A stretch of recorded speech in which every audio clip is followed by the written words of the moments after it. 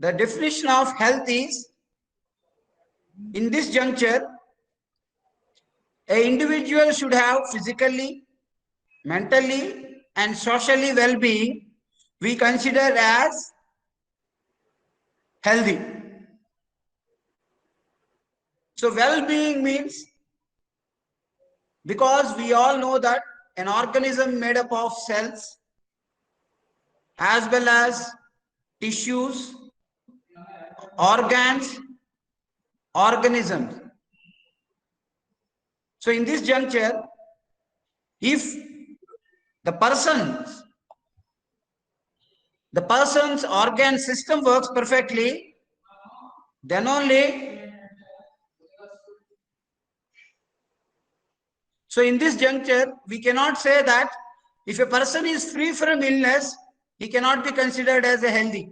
So that's why it is always beneficial if a person is having physically, socially, as well as mentally well-being, he is considered to be the healthy person. It is not merely free from disease. So this we have just introduced in the last class. So now today we will go what are the different types of diseases the individual will be affected, and that we will discuss. I am just sharing my presentation with all of you. So this is what we have stopped yesterday. What does disease look like? So basically, when a person is suffering from any kind of disorder, what we think, what kind of disease he is having, means how we can define a disease.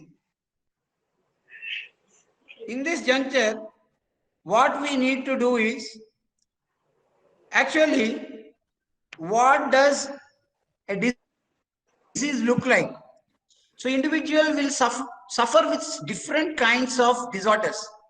Basically, in this juncture, when there is a disease, either in the functioning of one or more systems of the body will change for the worst. So basically, suppose you think that you are having loose motions. Yes, sir. If you have loose motions, basically it is very clearly evident that your digestive system is not functioning. Yes, Your sir. digestive system is not properly functioning. If your digestive system is not properly functioning, directly or indirectly, it affects other systems. So in our body, we have respiratory system, we have circulatory system, we have nervous system, we have excretory system, etc.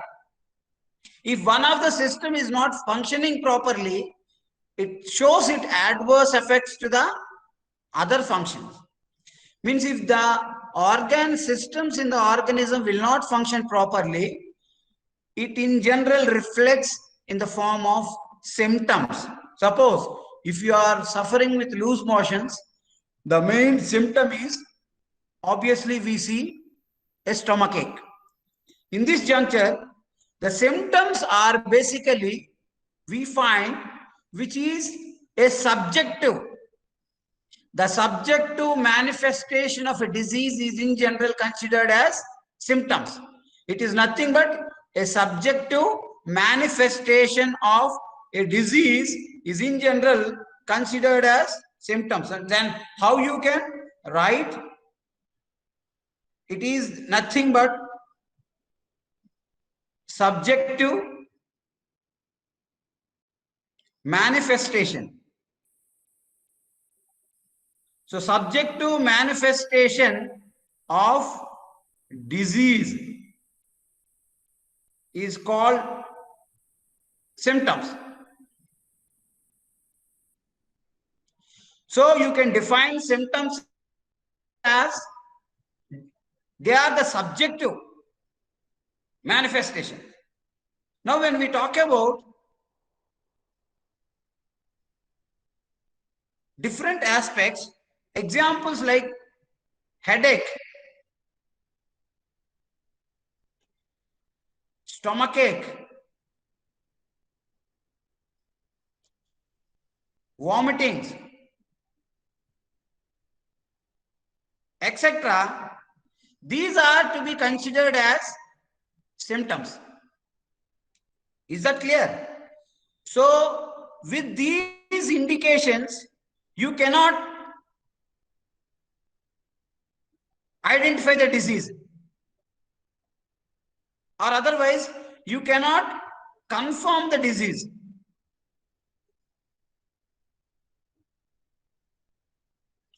Means symptoms are manifestation of a illness or non-well-being, but they give you only half knowledge about the disease. You cannot either confirm or you are not able to say that surely you are suffering with a disease. So based on these symptoms, you will go for diagnostic tests. You will go for diagnostic tests by which normally you will get confirmed what is the disease. So symptoms doesn't give very clear idea about the disease. It gives partially a subjective manifestation. You may expect because of the headache there is something problem with the nervous system or digestive system. You can expect that. But basically, you cannot give a clear picture regarding what kind of disease you are suffering. That is what we will see. Now, symptoms, these changes gives rise to symptoms of signs of diseases. Means we are able to see symptoms as and signs are two different aspects. Symptoms, when we talk, we have headache, we have cough, we have loose motions, we have pains. These are all in general considered to be as symptoms of your illness. But you, based on these symptoms, you cannot assure that these symptoms will confirm your disease. Not at all. They are in general just subjective manifestations only. So based on that, the doctor or physician will suggest you for diagnostic test. Now, you will go to next category. When you have symptoms, these symptoms, based on the symptoms, you will consult the physician, that is doctor. Based on these symptoms, he will ask you to go for test, and on the basis of symptoms, the patient will be tested, and then there will be a confirmation which we generally considered as a so and so illness or disease. Now, when we talk about this, what we need to see here, now signs are objective manifestations.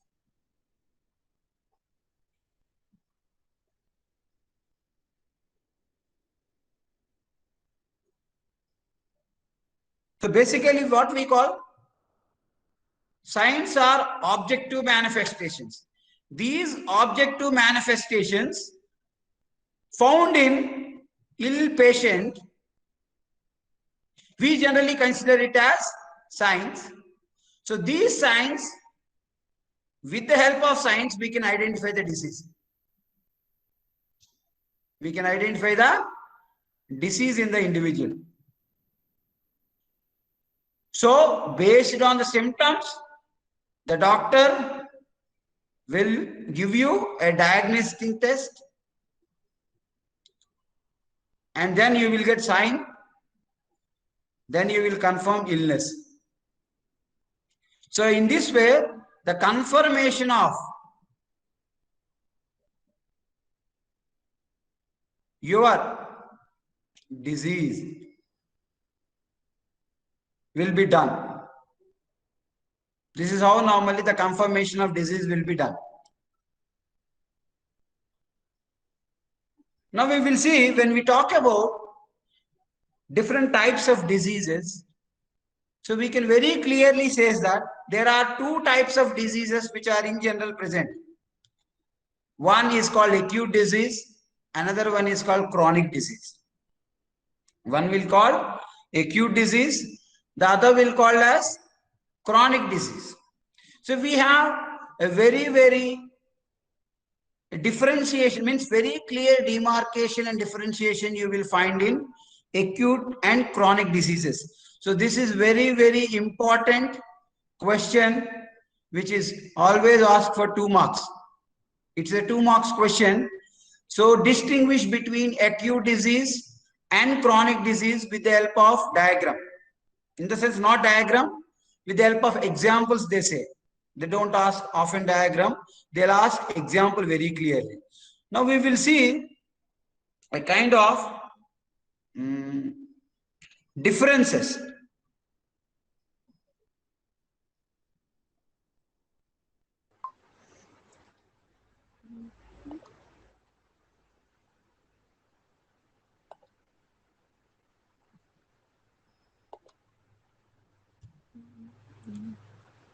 Now you are able to see the difference between acute disease and chronic disease. Basically, when we talk about acute diseases, acute diseases can be,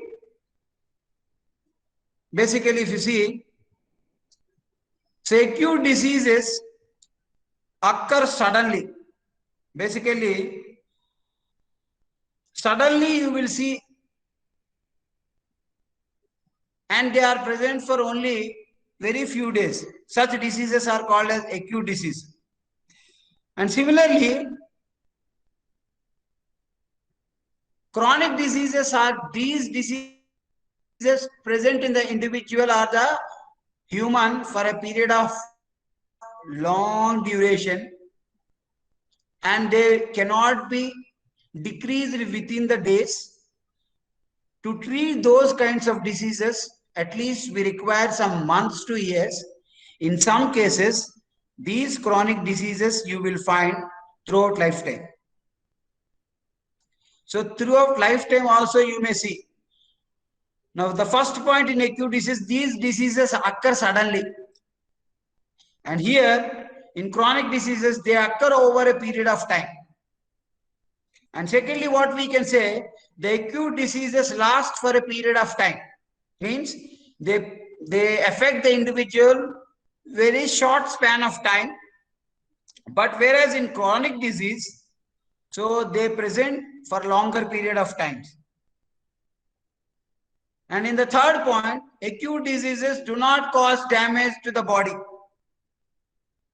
And chronic diseases, they cause damage to the patient. Means the damage caused by the acute diseases is very less to the body, and the damage caused by the chronic diseases to the patient body is very high. And the fourth point is, it is not fatal. Means acute diseases doesn't cause any death. Fatal means harmful or death causing. So they don't cause any death. But chronic diseases are very fatal. Means cancer, tuberculosis, HIV, all these, they are considered to be fatal. And examples comes under acute diseases are common cold, jaundice, typhoid, malaria. These are the examples which comes under acute disease. And similarly, under the chronic disease, we say diabetes, tuberculosis, AIDS, elephantiasis, and cancers. So these are in general considered to be the chronic diseases. Now,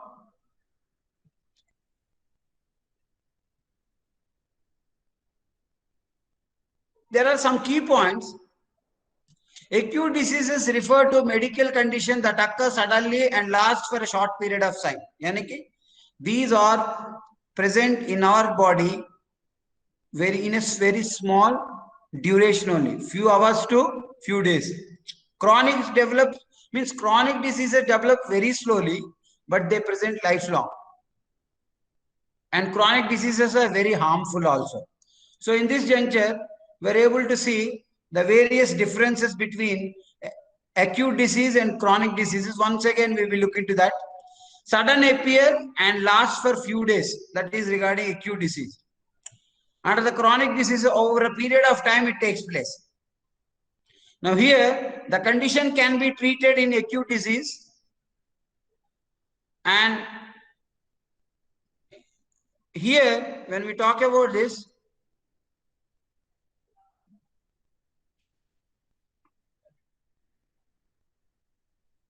if any disease, an individual suffers for more than 3 years, we call it as a chronic disease.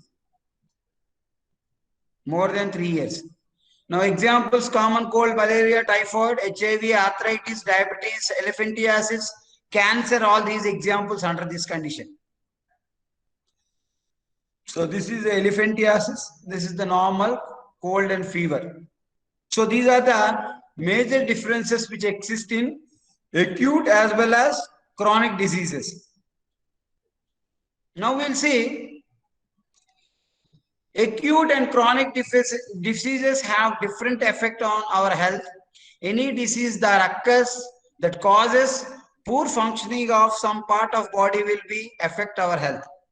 Basically, these acute diseases does not cause much damage to our body, but these chronic diseases, they cause much damage to our body. Means they are damage to our body. So due to this damage, permanently some of the organ system may lose its function, and it may affects the functioning of other organs also. In this way, the chronic diseases will affect lifelong survival of the individual. The impact even after the decrease of disease also we see in the case of patients. But the acute people, that means the people who suffered from acute diseases, they recover well and their damage of organs will not be seen in the body. Now coming to the causes of disease, means when we talk about how these diseases are caused, basically diseases are caused by agents. Agents will cause the disease. These agents are different in different aspects. Here many levels of causes are present. If there is a baby suffering from loose motions, if a baby is suffering from loose motions, we can say that the cause of loose motion is probably infection. So the cause of loose motion is basically an infection. What is this infection? When we talk, it may be a bacteria, it may be virus, or it may be a fungi, it may be a protozoa, etc.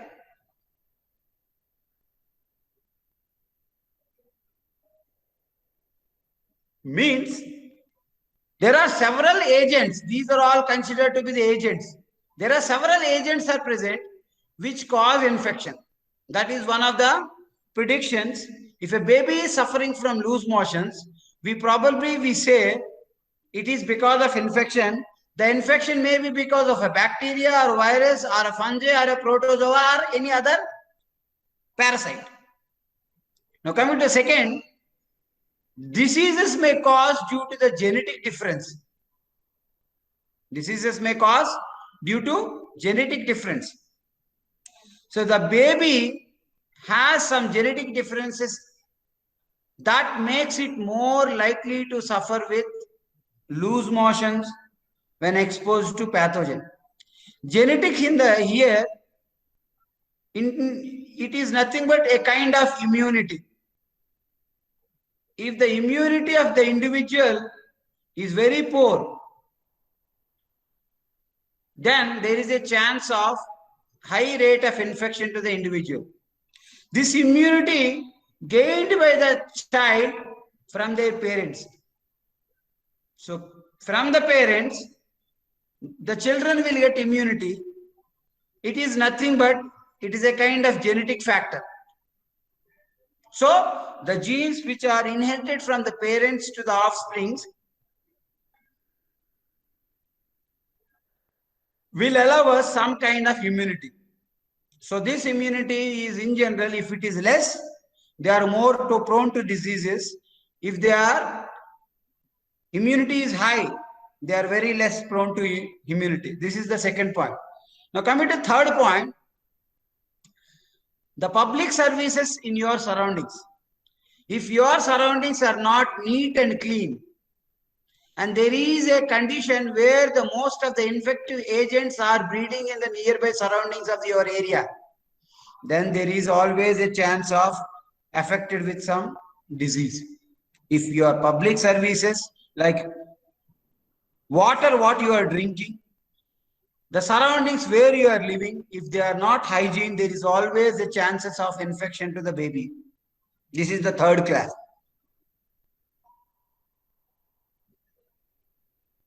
Now coming to the fourth cause of disease, all diseases will have intermediate causes and contributory causes. Also, most diseases will have many causes rather than one cause. It basically we know. Take an example of malaria. The malaria disease spread from infected person to a healthy person, basically by a mosquito. We all know. When we talk about disease malaria, malaria is caused by a parasite called Plasmodium, which is a protozoan parasite. It belongs to a parasite group called protozoa. This protozoan parasite will cause malaria. But the thing is that when you are having malaria, this malaria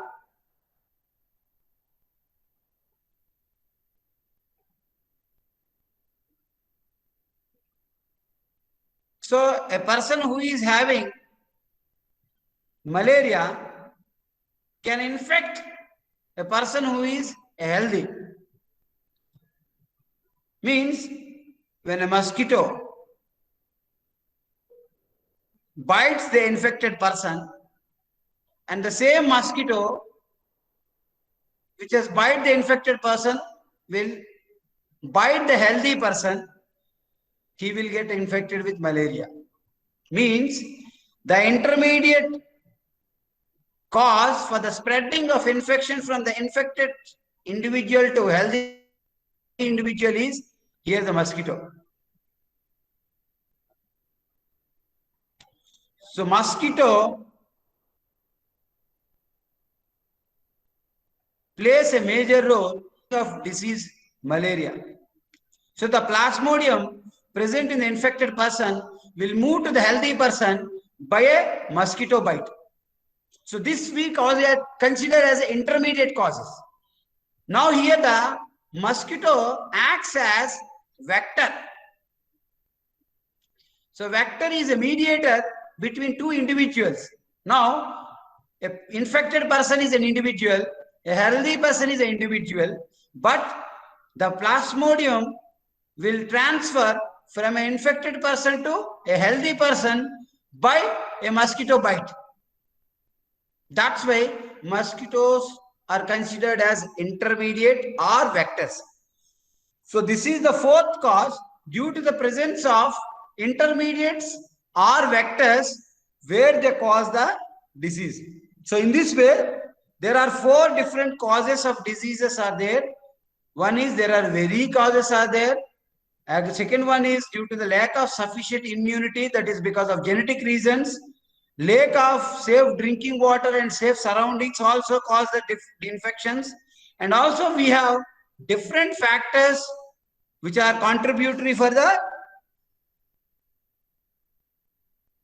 disease in the individuals. So in this way, by these four causes, the disease will spread from India to When we talk about disease, basically diseases are of two types. One is infectious diseases. We all know infectious diseases are spread from infected person to healthy person. Infected person to healthy person. And similarly, non-infectious diseases. Non-infectious diseases are, they cannot spread.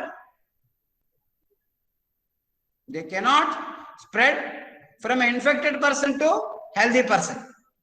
In the first case, the diseases were microbes are immediate causes of infectious diseases.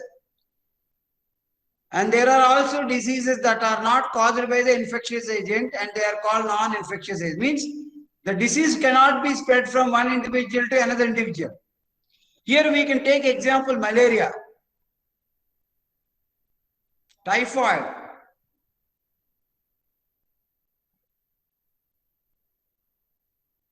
viral fever,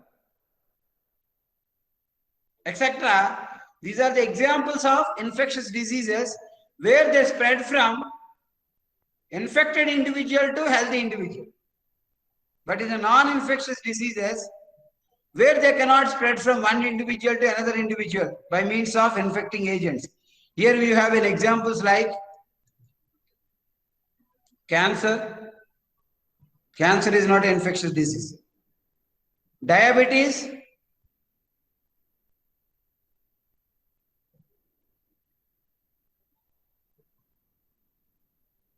So these are a kind of diseases which cannot be spread from one individual to another individual, which we call it as a non-infectious diseases. Clear? So we have cholera, tuberculosis and typhoid are the examples for the infectious diseases. Diabetes, hypertension, cancer are considered to be the one of the examples for non-infectious diseases.